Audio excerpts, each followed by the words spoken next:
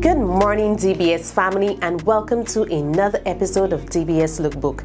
I am Vanessa Henry Long, your certified image consultant and personal stylist from Lovely Makeup Artistry and Image Consultancy. We have something very exciting to talk about this morning, and we are talking makeup. So for all of you ladies who are excited about, trying to get on what's in, what's not, maybe some of the trends that you want to follow to be able to have a smashing look as you go out, whether it be work or on any social event. So let's get right into it. As it relates to your makeup, one of the key things I find in my profession as a makeup artist dealing with clients is that they do not understand which foundations or which products to use for their undertone, or I should say for their skin tone, because most times they don't even know anything about undertone. When I speak about undertone, it's almost like I'm speaking Greek, right? So let's start from the basics. As it relates to makeup, one of the key things you need to know, other than your skin tone, which is whether you're dark, tan, brown, these are kind of what we call your skin tone. But your undertone now is whether you are warm, or cool, or in some instances we say neutral. This is important to know to understand what products that would work well for you. Another thing too is knowing your skin type, whether you are oily, combination, sensitive to dry, or normal skin type. If you do not know your skin type, then different products that you will be putting on your skin may not be the most suitable products for you. So you want to make sure that you pick or you select the right products for your skin type, for your undertone, so you can have some popping makeup looks. So let's start. You're gonna first start off with what I say, a primer. Your primer, now, providing that you've done all of the skincare, meaning you've toned, you've moisturized, and of course, you are ready to start your first step to makeup, which is priming. Now, there are various primers on the market.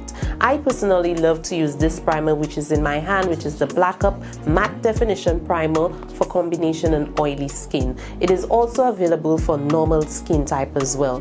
What I find is that the primer, when you put a primer before you apply your makeup, it allows the makeup to sit well. Just like a house, you're gonna paint. You have to prime first, right?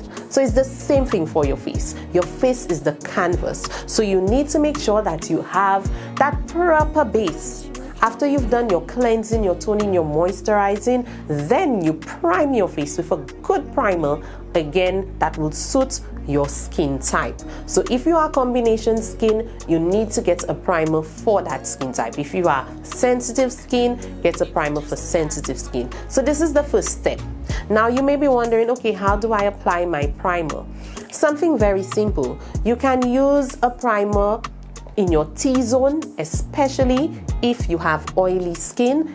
This is the area that is normally very, very oily. So your primer, you would start by applying it in your T-zone and you work your way all around your face. Now, when applying any products for your face, whether it be skincare or makeup, the best way to do it is always in upward circular motion. And you may ask why, right? Because we want to make sure that the skin is lifted and we're not making your face sag down. So anything in upward circular motion. Now we've done the first step to your makeup application. Some persons, and I would say there's no right or wrong way, some persons like to start with their eyes, whereas other persons will do the entire face and then they do their eyes. Preferably, I love to start with the eyes, so what I do, I use my brow products first. Now, when applying your brow products, I always say you need to make sure that the eyebrows are not too out there. They are done in a way, they follow the natural arch of your natural brows. Now, some of us like very prominent brows, and some of us rather keep it very simple and what I would say a very natural arch. To err on the side of caution, just keep it simple and follow the natural arch of your brow for a more attractive look. So I will show you how to do that. Some simple tips is to ensure that you know where your brows start and where your brows end, and of course your arch point. So this is the brows. Then you work your way into your main eye. How do I choose the right colors to go with me? Something simple. Let's stick to neutral colors on the eyes, especially if you are just starting off. You do not want to work too many colors. So I say stick to 2 colors, one on the main eye, a color in what I call your crease, or it's called a transition color. And then what you do, you put a color on your brow bone. This is a way that you can get a very popping look on your eyes. Then of course, you apply your eye pencil. Most of us rather stick to black or dark brown, and that is a simple way where you can get popping eyes. Now the popping eyes can come with the lashes for the ladies. I know you want to wonder what's happening with the lashes. Yes, you can put the lashes, but for those ladies who are not into lashes, a good lengthening mascara can work really well. L'Oreal has, I would say, one of the best mascaras where they do for both volume and for length. And of course there are other brands that offer good mascaras like Maybelline and Black Up and all of the other brands out there that you can try. Mascara MAC has a good one too, and Benefit Cosmetics. There are so many brands of mascara, but I always make a tip for ladies: do not spend too much on mascaras because they do have a very short shelf life. The moment you open a mascara, then you find, because of the dipping that you would do in and out, it tends to maybe have a little bit of bacteria coming in there. So you want to make sure that you use mascara once, and then of course you use your mascara in a way where you would get that lengthening and that volume. And do not share your mascara, please. It's your eyes, don't share your mascara. So then now we go to the main face. Simple. Foundation.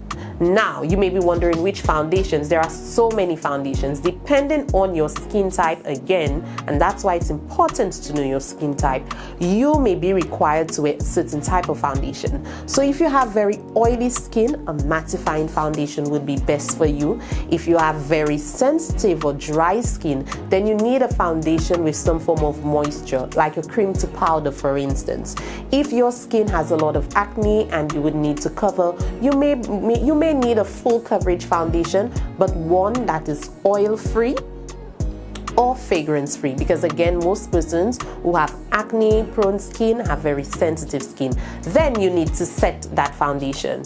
A lot of customers ask me, clients ask me, do I need to set my foundation, Vanessa? Yes, you do. To avoid the oils on your face, again, the primer is doing its work, but you've already placed a layer on top of it, so you need to seal that layer with either a translucent powder or a powder, loose powder, and some persons like a compact powder. There are various types of powders. Yes, I know it's a bit complicated. Don't worry, we'll break it down sometime on the lookbook step by step for you, so you can get an idea of how to do your eyes separate, how to do your face separate, how to do your lips separate. And then to seal the deal, what you do, you apply a simple lipstick and you set your face. Now if you want, you can wear any color lipstick that goes well with your undertone and skin tone, just to have that popping look. Now there are other additions to makeup. Now this, you don't have to do that, but you've understood that makeup has evolved. So there's the contouring, there's the highlights, there's the bronzing, there's the blush.